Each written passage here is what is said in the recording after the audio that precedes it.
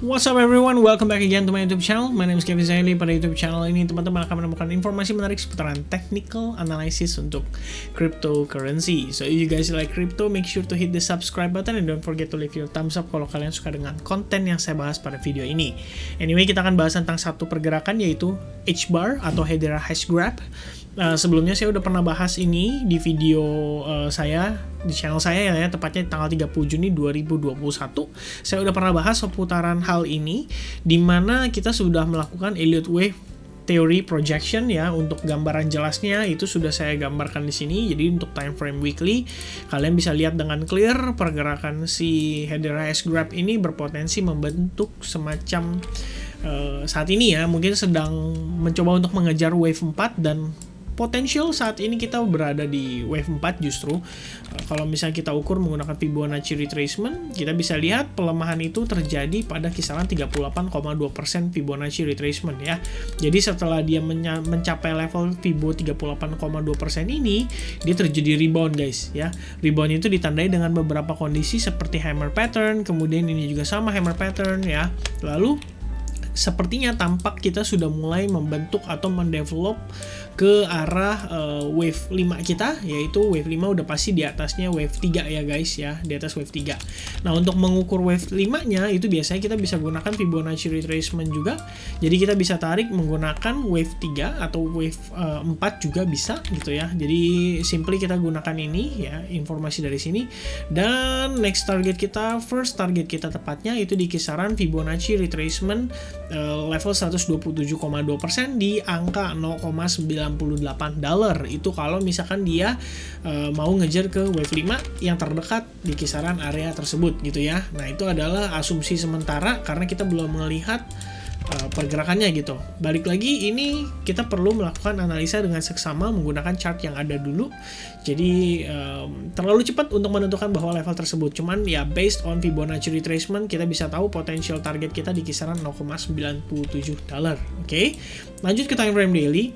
Di time frame daily sendiri sebelumnya juga saya sudah sampaikan di video yang sama juga terbentuk falling wedge pattern atau indikasi bullish gitu ya di kisaran time frame daily, dan saat itu sudah terbreakout guys, cuma nggak signifikan ya, dia langsung balik lagi ke bawah. Tapi sekarang mungkin after dia retest lah ya kurang lebihnya, atau ya mencoba untuk retest level support terbawahnya itu di kisaran area sini, baru kita ngelihat ada reaction ya terhadap si market saat ini, dan kita mulai ngelihat ada pantulan atau rebound ya terhadap kondisi market saat ini, dimana dia sebelumnya sempat membentuk semacam trendline juga di kisaran area ini, dimana trendline-nya tersebut sudah terbreakout guys ya. Tampak kita ngelihat kondisi market saat ini cukup positif, namun ada beberapa yang perlu kita perhatikan. Jadi kalian bisa lihat di bagian sini ya, ini sebenarnya kita baru aja ngelewatin semacam resistance ya, namun kita masih ketahan di bagian area ini atau di bagian garis biru ini ya, saya tandain. Nah, reasonnya kenapa saya taruh ada garis di situ, simply karena sebelumnya market itu sempat nge-spike di kisaran area ini ya, tapi dia failed untuk langsung break. Setelah break baru kita nggak pernah ngelihat dia balik lagi ke atas guys ya. Jadi memang ini menurut saya adalah area resistance yang perlu kita perhitungkan di kisaran area ini. Oke. Nah, kisaran $0,2146 lah ya, kurang lebih segitu ya. Itu perlu kita perhatikan saat ini, berpotensi menjadi resistance untuk pergerakan si H-bar ini. Jadi kalau misalkan kalian lihat, mungkin saat ini kita posisinya lagi ngetes terhadap level tersebut ya. Cuman nggak perlu khawatir, karena kalau dilihat dari kondisi market saat ini, ini support ininya ya, support pentingnya kita. Oke, key support saya masukin juga tetap, karena kita tetap perlu perhitungkan potensi dia kalau misalkan drop ke bawah atau di luar ekspektasi kita ya, dan itu di kisaran $0,15. Nah, sementara untuk top line-nya kita, kalau misalnya kita successfully breakout si $0,2146 ini, at least kita akan ngejar dulu ke kisaran target di $0,24081, dan itu di Fibonacci retracement. Kalian juga bisa lihat ya di sini sebelumnya sempat ada reaction, ini kalau saya bilang false breakout. Oke. Jadi kondisinya saya pikir cukup positif untuk si H-bar ini.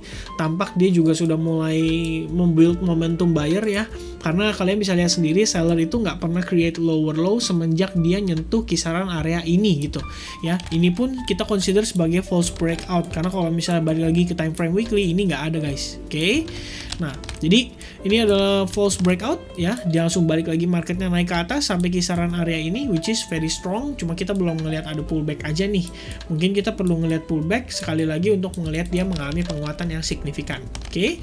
Nah, sementara untuk time frame daily kita bisa dapat informasi berupa next target kita di kisaran area ini dan potential support kita di kisaran let me take a look first ya.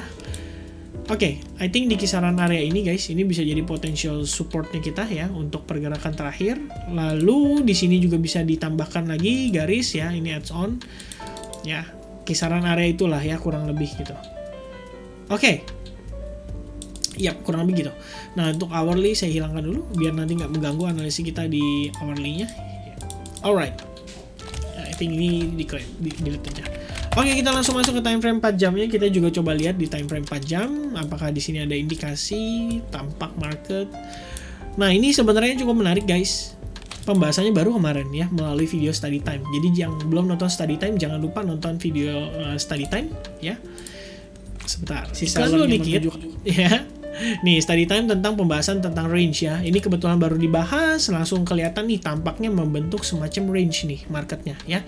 Kalian bisa perhatikan, jadi sebenarnya sebelumnya market itu datang dari downtrend ya, downtrend cukup kuat, oke, kayak gini kurang lebih.